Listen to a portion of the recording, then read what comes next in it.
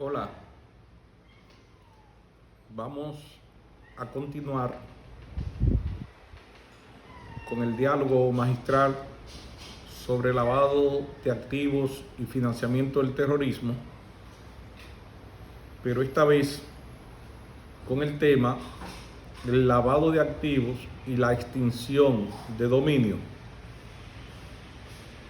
Los invito pues a que se conecten y se suscriban a mi canal de YouTube para que puedan aprovechar los videos anteriores que ya están en dicho canal. Por otro lado, esta entrega se va a tratar de dos videos y voy a explicar. Este primer video va a precisar las diferencias entre el lavado de activos, sus fortalezas preventivas o persecutorias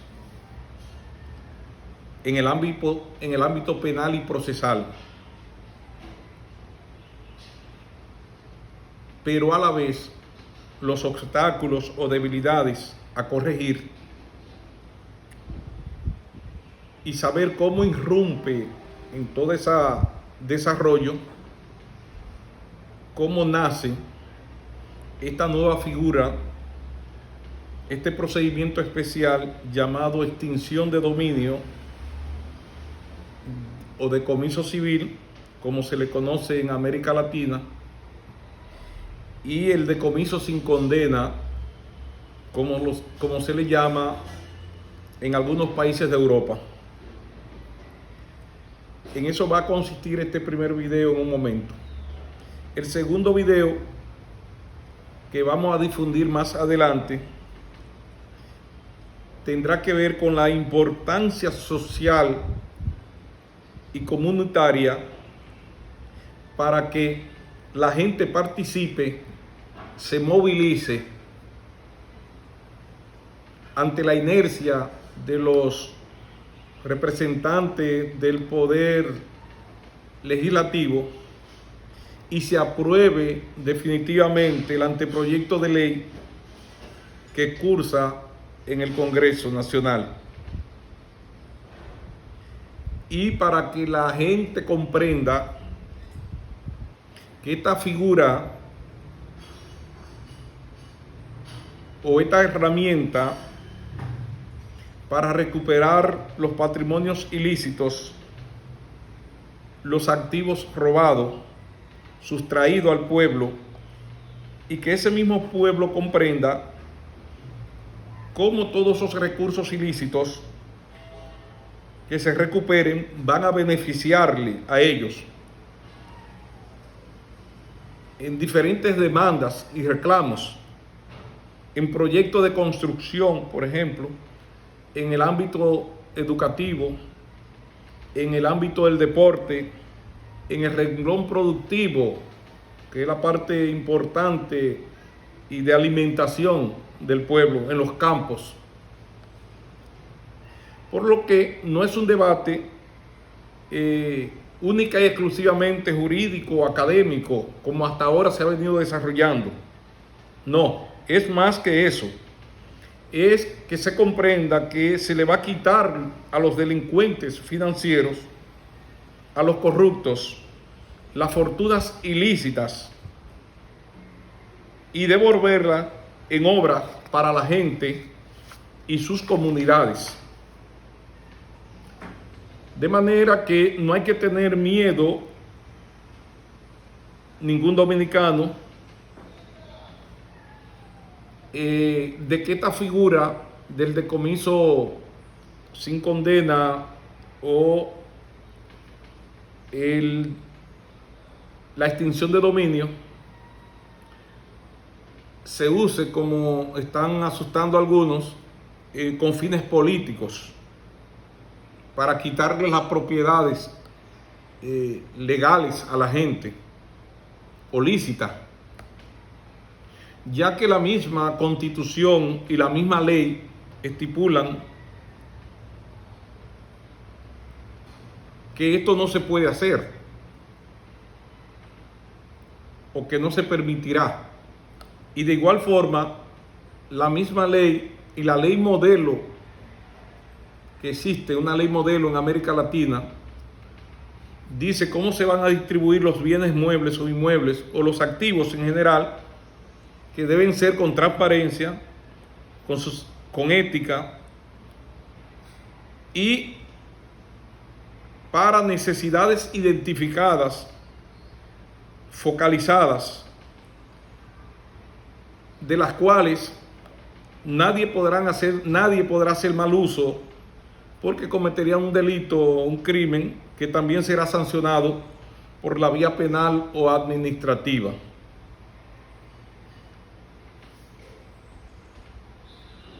Este primer video, entonces, sobre lavado de activos y extinción de dominio,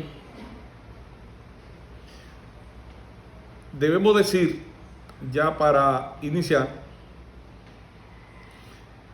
y reiterar para los que no lo sabían o no lo han visto en otros videos, que el tipo penal de lavado de activos, y al igual que la extinción de dominio, no fueron objeto de estudio ni de tratamiento en la historia penal, ni tampoco en la criminología tradicional. Más bien, estos conceptos son tratados en esta época, en el siglo pasado y en esta época contemporánea, por lo que se llama la criminología económica, que es la que lucha y trata y descifra todo el poder económico criminal de las personas físicas o jurídicas y de las organizaciones criminales. Y precisamente ese es el lavado de activos. La importancia del lavado de activos, las luchas contra la delincuencia financiera, contra el poder económico criminal. Esa es la esencia del lavado de activos, pero lo ha hecho en esta época, diríamos, contemporáneo, no en la parte antigua o anterior. Y en toda esa lucha están esas diferencias que se han establecido entre la parte del derecho o del crimen común, que se ocupa de otras manifestaciones delictuales, y el crimen organizado, que sí se ocupa en estos momentos del lavado de activos y de igual forma de la extinción de dominio dentro del ámbito del crimen organizado. En esa dirección podemos decir por igual que es la Convención de Viena de 1988, que vamos a ver más adelante, que invita a los países a tipificar el lavado de activos. Y es a partir de esa convención que todos los demás países, salvo Estados Unidos en el 1985, esta es del 1988, tipifican el lavado de activos, que antes se llamaba lavado de dinero y otros países le llaman blanqueo de capitales. Y por igual se vino a reforzar este diseño de tipificación de lavado de activos y el financiamiento del terrorismo en la Convención de Palermo del año 2000, que de igual manera la vamos a ver más adelante. Y en ella podríamos encontrar, y en la doctrina, definiciones diversas de lavado de activos. En resumen y en comprensión sencilla, el lavado de activos no es más que un proceso complejo en el que una persona física, jurídica u organizaciones criminales tratan, ¿no?, de legalizar todos unos activos o todos unos patrimonios que vienen de actividades ilícitas para aparentar que son legales. Es como limpiar un dinero sucio e introducirlo en el sistema financiero. Eso es, en términos sencillos, el lavado de activos. Naturalmente proviene de diversos delitos fuentes y de diversas manifestaciones ilícitas siempre.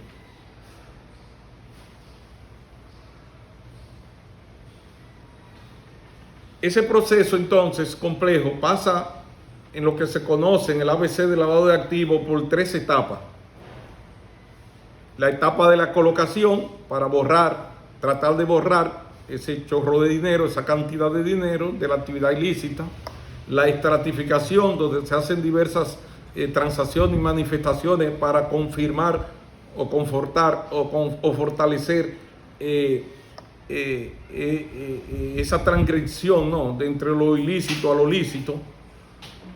Y finalmente está la etapa de integración, que es la última etapa, el lavado de activos, que si burladas las dos anteriores, tanto en materia de persecución como de política de prevención, es lo que se dice la dificultad que existe en determinar ya la fortuna cuando es lícita o ilícita. En otras palabras, el delincuente financiero, llegada a esa etapa, sin ser detectado por las autoridades de prevención o de persecución, llega a esa tercera etapa, ya se convierte en un empresario próspero, pero un empresario próspero en base a dinero del crimen organizado, a un dinero criminal.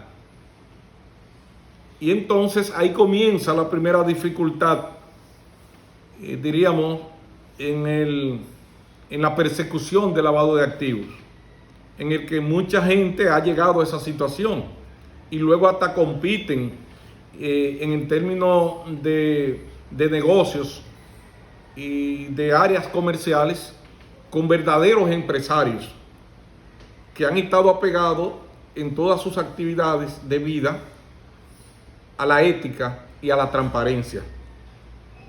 Pero si pasaron ese sedazo y no fueron descubiertos, se convierten en lo que se llaman aparentemente prósperos empresarios para competir en el mercado. Y entonces se dificulta más. Con la existencia entonces de esa ley de extinción de dominio, esa impunidad que queda ahí, oscura, no pasaría. De igual manera, hay que decir que se han hecho grandes esfuerzos en la prevención y la persecución del lavado de activos. En términos legislativos, diríamos con diversas técnicas que no se usan en el delito común, en el crimen organizado sí, como son las interceptaciones telefónicas, la gente bajo reserva o la gente encubierto, el informante, la entrega vigilada como técnica, en fin, una serie de técnicas especiales que ayudan a descubrir elementos de prueba en este tipo de delitos que lucen un poco a veces ocultos, clandestinos. Pero pese a todos esos esfuerzos que se han hecho, persisten, diríamos, debilidades que hay que corregir. Y en ese sentido, algunas han estado pendientes desde el sistema inquisitorial en nosotros y en el mundo, y otras persisten en el sistema acusatorio que hoy tenemos en la mayoría de los países de América Latina, incluyendo República Dominicana, producto de las figuras jurídicas del sistema anglosajón. De toda manera, dentro de ese movimiento del sistema inquisitorial y el sistema acusatorio, vamos a ver todos estos obstáculos, todas estas dificultades que se le han presentado en materia de derecho penal para eficientizar, como se aspira en la doctrina, en la persecución de esta nueva criminalidad organizada que afectan bienes jurídicos a nivel universal, a nivel económico y financiero, que impactan muy negativamente en nuestras sociedades. Como sabemos, en el ámbito penal, ayer y hoy, la acción penal se extingue por diversas causas, multiplicidad de causas se puede extinguir una acción penal. Pero la que queremos retomar aquí es la de la muerte o fallecimiento del imputado o el acusado. entonces ahí viene otra problemática. ¿Qué hacer con los activos o bienes ya incautados? Es decir, esta situación ha estado pendiente ayer y hoy. Otro problema pendiente es la de los prófugos o fugitivos en los procesos penales, que no basta con declararlo como diríamos prófugo o desglosarlo, sino qué se va a hacer en medio de un juicio cuando una persona se declara fugitivo o prófugo. ¿Qué se va a hacer con los bienes incautados o, en este caso, para fines de confiscación o de decomiso, como quiera que se le llame, y el Estado disponga de ello legalmente y pueda usufructuarlo o venderlo? Por igual, en la nueva normativa, es decir, en el Código Procesal Penal, nosotros tenemos los archivos, los principios de oportunidad, tanto en el crimen común como en el crimen organizado, y la rebeldía. ¿Qué se va a hacer? Porque la rebeldía permite una persecución en la etapa preparatoria y hasta presentar acusación en la audiencia preliminar contra una persona declarada rebelde, ese ausente del proceso. Pero por igual, ¿qué se va a hacer? Porque usted podrá presentar la acusación, como dice la normativa procesal, pero no podrá juzgarlo. Se paraliza el proceso. Entonces, un ausente, un fugitivo, un rebelde, paraliza todo el procedimiento. Ahí hay una incongruencia procesal que no la puede ni la ha resuelto ahora la normativa procesal penal dentro del régimen de garantía existente, ¿no?, en esta nueva normativa del proceso penal y del sistema acusatorio. Pero está ese problema. ¿Qué se va a hacer? ¿Cómo dispone el Estado de esos bienes? Otro problema existente en materia de lavado de activos por el juicio penal, estamos hablando por la vía penal, es cuando usted procesa un lavador o un narcotraficante, etcétera, etcétera, que al final en el juicio no quedan incluidos, es lo que llaman los bienes equivalentes, no quedan incluidos todos los activos criminales de ese acusado, lavador o narcotraficante, y quedan libres. Entonces, ¿qué se hace con esos bienes que no están incluidos en la sentencia condenatoria de ellos? Es lo que llaman los bienes equivalentes,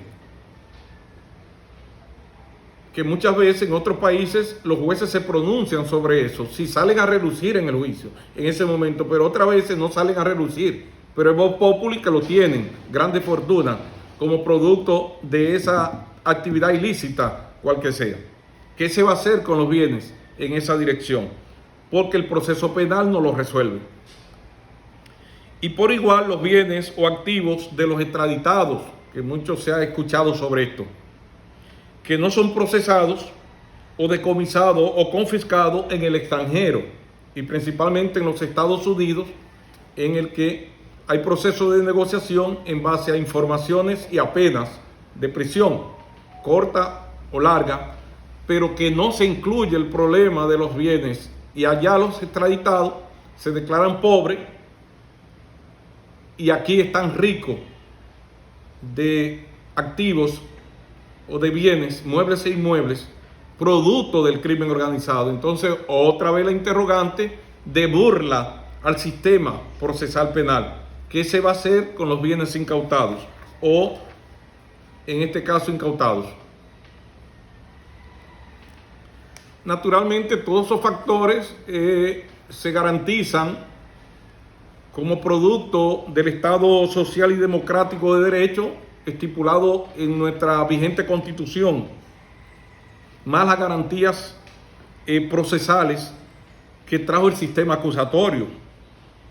Pero de igual, por no existir aquí más que un procedimiento complejo dentro del procedimiento penal y no existir, como en otros países, una ley de criminalidad organizada, que sería lo correcto, seguimos con el problema en términos procesal, como un limbo jurídico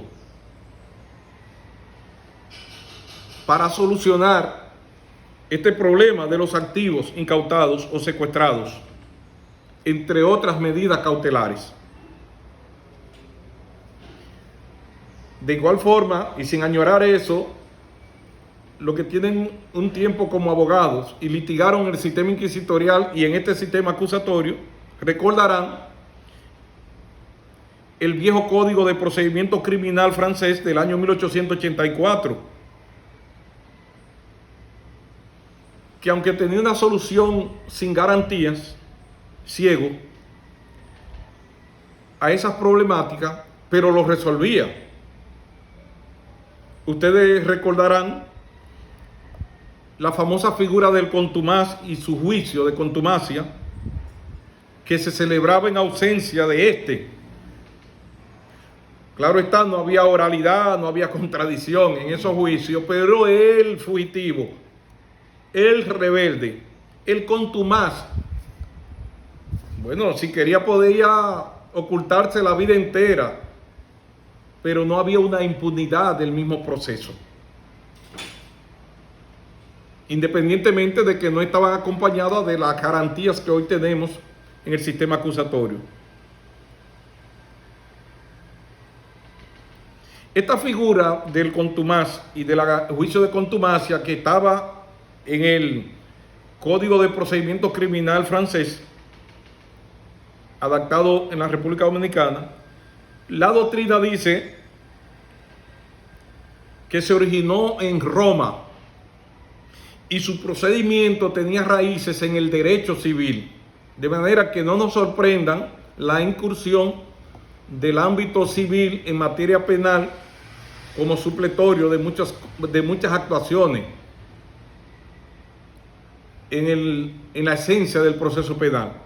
No nos sorprenda figuras que se retroalimentan dentro del ámbito penal relativo al ámbito civil. Pero por igual, esta figura o este procedimiento del contumaz, para que lo recuerden, estaba estipulado en el artículo 334 y 335 y siguientes del derogado Código de Procedimiento Criminal, y solamente se trata de este texto, mírenlo ahí. Vamos a ver qué decía en el 340 este texto en cuanto al juicio de contumacia. Decía, y leemos, artículo 340, si el contumaz fuese condenado, sus bienes, a contar desde la ejecución de la sentencia, serán considerados y administrados como bienes de ausente, y se rendirá cuenta del secuestro a quien corresponda, después que la condenación haya llegado a ser irrevocable, es decir, definitiva, por haber expirado el plazo concedido para juzgar la contumacia.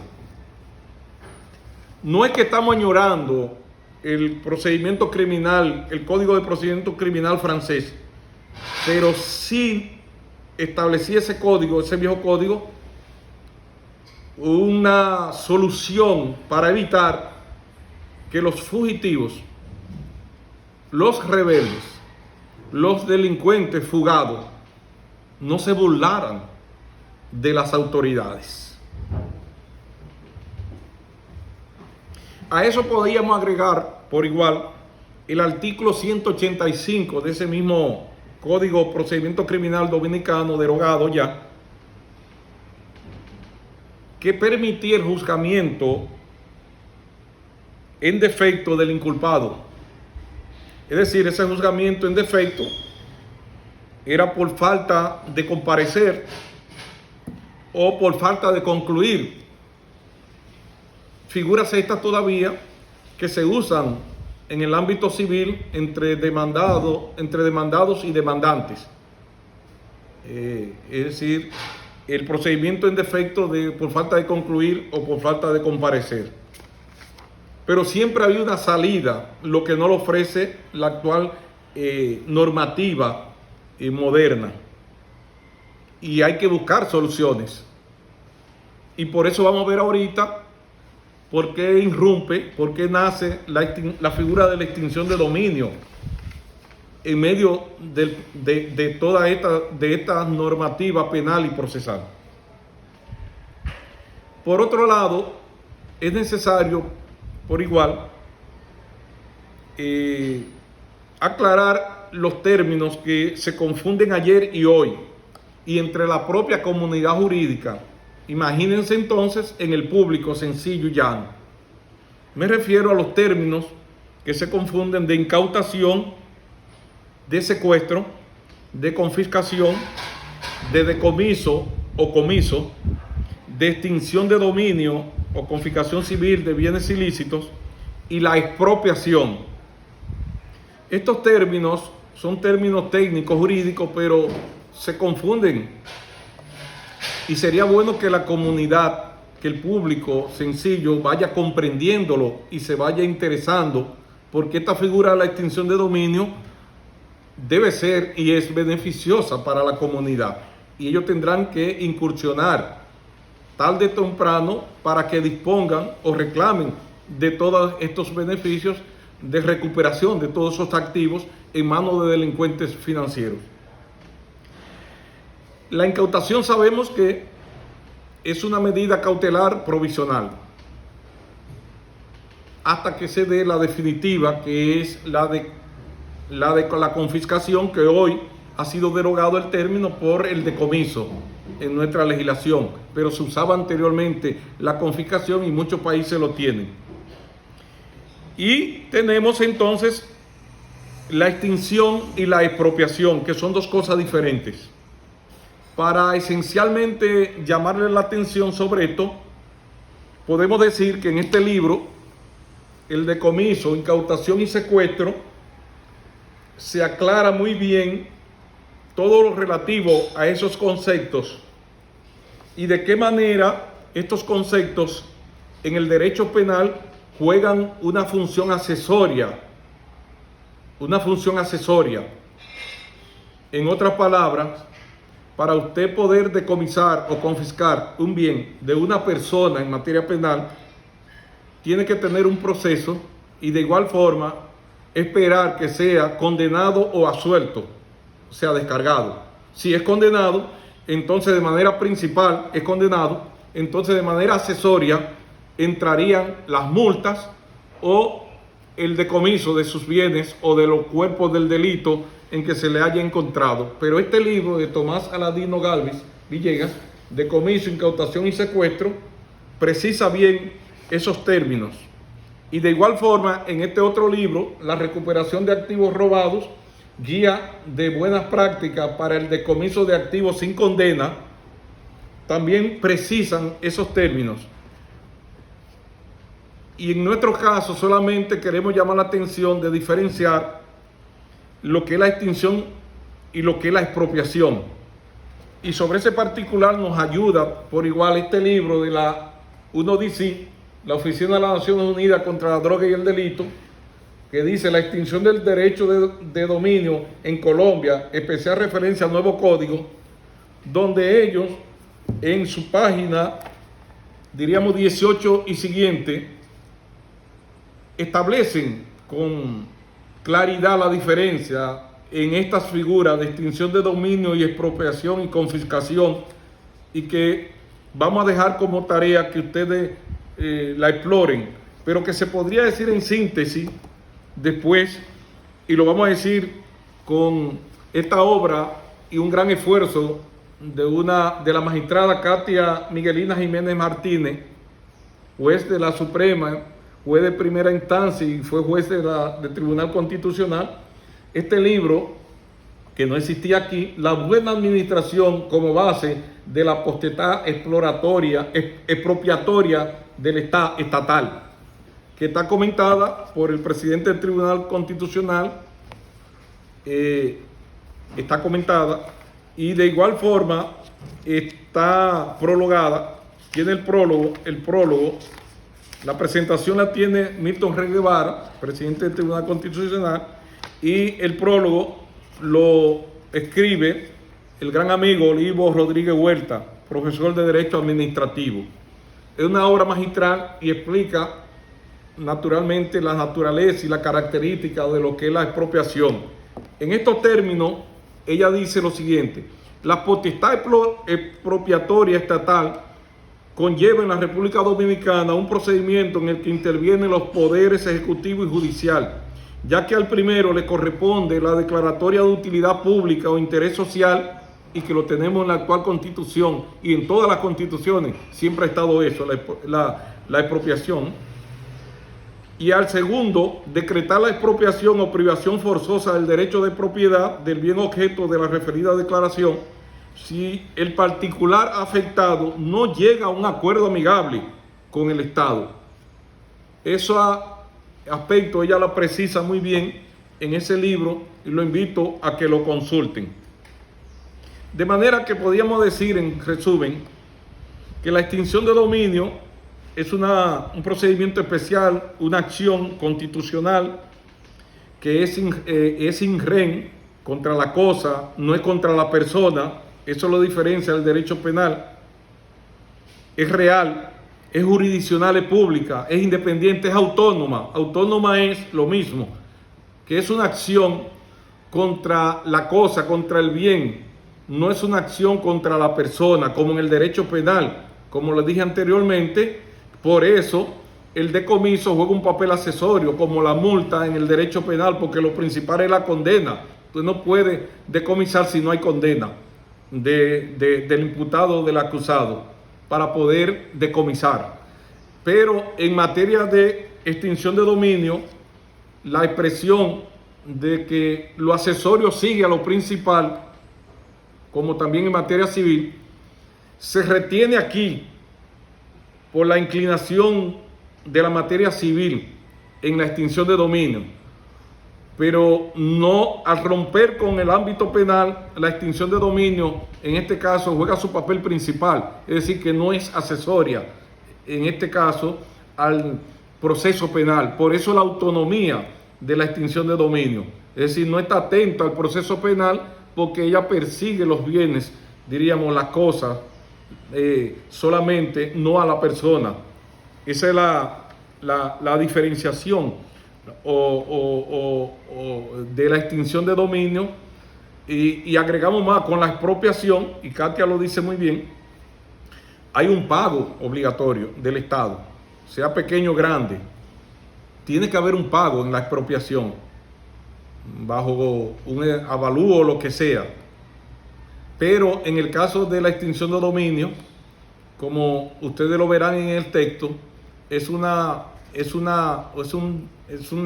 extinción, diríamos, sin contraprestación, como lo dice el texto, es decir, sin pago. El Estado se adueña de ese bien porque es un bien que toda su vida jurídica siempre ha sido ilícita, no ha sido una vida jurídica normal, siempre ha sido ilícito. Y en la doctrina se dice que lo ilícito no crea ninguna titularidad, no crea un derecho de propiedad. Y ahí entonces que la extinción de dominio irrumpe, como dijimos anteriormente, en el derecho de propiedad, pero no en el derecho de propiedad privada normal, ilícita, sino en aquellos derechos que con el tiempo, ayer u hoy, se han creado en base a actividades ilícitas en ese campo fundamentalmente. Y finalmente,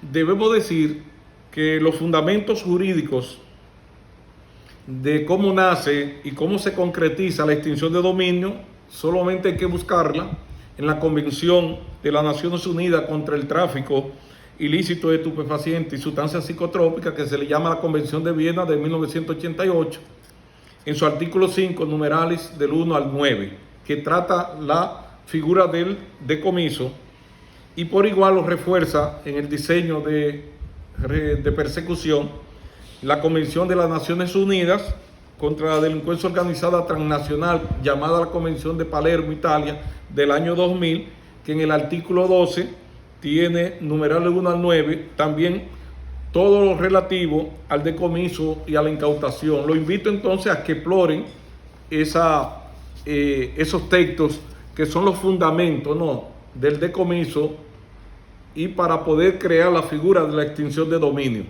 De manera que tiene un fundamento legal. Bajo esa característica, entonces, la extinción de dominio, o como se le pueda llamar, decomiso sin condena o decomiso civil, se extiende a algunos países de Europa, después de esos textos, ¿no?, que hemos visto de las convenciones de Viena y de Palermo. Se extiende a los países de Europa, y en este libro, Combate del lavado de activos desde el sistema judicial, ustedes observarán lo que dice la página 231. Dice: nuevas orientaciones y tendencias en el derecho comparado en la lucha contra los beneficios de origen criminal. Dice: la puesta en marcha del Plan de Acción para luchar contra la delincuencia organizada, aprobado por el Consejo Europeo de Ámsterdam en junio de 1997, es un documento de importancia extraordinaria que puede ser definido como el programa político criminal de la Unión Europea para los próximos años. Va a permitir abordar trascendentes modificaciones normativas en las materias relativas al blanqueo, la confiscación de los beneficios derivados del delito. Precisamente, uno de los objetivos fundamentales de este plan de acción es que los Estados miembros dispongan de una normativa bien desarrollada y de amplio alcance en estas materias, mediante la incriminación del blanqueo culposo o imprudente, la extensión del blanqueo a todos los delitos graves como infracciones subyacentes, y la adopción, atención, de medidas de comiso para los supuestos de fallecimiento de responsable criminal antes de dictarse sentencia, y de rebeldía o desaparición del mismo. Observan el fenómeno que enumerábamos ahorita, cómo comenzó a preocupar y a buscarse una salida, y es ahí donde nace y se concretiza en el ámbito europeo de algunos países la figura que ellos llaman decomiso sin condena, que es la extinción de dominio en el ámbito europeo. Entonces comienza a aplicarse la extinción de dominio. Luego, el decomiso sin condena se extiende, o la extinción de dominio, posteriormente a los países de América Latina, y hay que destacar en ese caso que por primera vez quien legisla sobre esa figura es el pueblo colombiano, la República de Colombia, que aprueba su ley, la 333 de 1996. Naturalmente fue en muchos aspectos modificada, en muchos aspectos hasta la fecha, pero tiene su creación de su ley de extinción de dominio, y básicamente en realidad de que ellos se encontraban. Y pongo estos ejemplos: el caso de Pablo Escobar, la muerte de Pablo Escobar y de otros narcotraficantes de grande fortuna en Colombia, como país productor de droga. Pero se encontraban las realidades de este problema, es decir, muere Pablo Escobar y morían todos, y todos esos activos criminales, ¿qué iban a hacer con ellos? Entonces venían de manera indirecta muchos socios que eran también criminales y narcotraficantes, y de igual forma diversidad de miembros de familia como continuadores jurídicos de esos activos. Entonces se veía como una inmoralidad o una burla de que, sabiendo que todos esos activos, independientemente que ya se extinguió la acción penal por la muerte o el fallecimiento de ese narcotraficante, reconocido que es un narcotraficante, probado que es un narcotraficante, que es notorio que es un narcotraficante, entonces que vinieran sus colaterales, sus amigos, sus socios del negocio y sus familiares como continuadores jurídicos a determinar una herencia normal dentro del procedimiento en base a unos activos criminales. Entonces Colombia, con esa realidad, se la juega y tuvo la virtud de crear en América Latina la primera ley de extinción de dominio. Por igual, siguiendo ese camino, en América Latina, El Salvador estableció su ley de extinción de dominio, Guatemala, Honduras, México, Perú, Argentina, Ecuador y Paraguay tienen la figura del decomiso sin condena, pero es sinónimo. Pero lo tienen en el Código Penal. No tienen una ley propiamente de extinción de dominio, pero la tienen en el Código Penal en cuanto a esos países. Y ya para terminar, en cuanto a la República Dominicana, ustedes conocen que el artículo 51 de la Constitución de la República, en sus numerales 5 y 6, dentro del derecho de propiedad, estableció en el 2010 la figura de la extinción de dominio, que es la que estamos tratando, y que posteriormente se convirtió en un proyecto de ley presentado al Congreso por parte del magistrado que hoy es juez del Tribunal Constitucional, Manuel Ulises Bonelli Vega, y el cual sigue dando vuelta hace más de 8, 9 o 10 años en el Poder Legislativo, y el cual esta vez sí esperamos, con la integración de los legisladores conscientes y que no estén ni ellos ni otros sectores de la narcoeconomía vinculados, a que esto se apruebe. Y por eso entonces el celo y la vigilancia que tiene que tener la comunidad y el pueblo en la movilización para que esta ley se apruebe. No dejar la discusión solamente en el ámbito legislativo o del Poder Ejecutivo o del Poder Judicial o en el ámbito académico o en el ámbito jurídico propiamente. El pueblo, las comunidades deben movilizarse alrededor de esta interesante figura que tarde o temprano le va a beneficiar para muchas demandas en sus comunidades. Por último, muchas gracias. Espero que se suscriban a nuestro canal de YouTube. Esperen el segundo video relacionado al lavado de activos y extinción de dominio en la característica que detallamos anteriormente. Y por igual, los invito a que adquieran mi obra, el tomo 1, sobre decisiones relevantes en materia de lavado de activos de la Suprema Corte de Justicia, y el tomo 2, decisiones relevantes en materia de lavado de activos, que son jurisprudencias analizadas del Tribunal Constitucional, que es el tomo 2. Muchas gracias y nos vemos en la próxima entrega.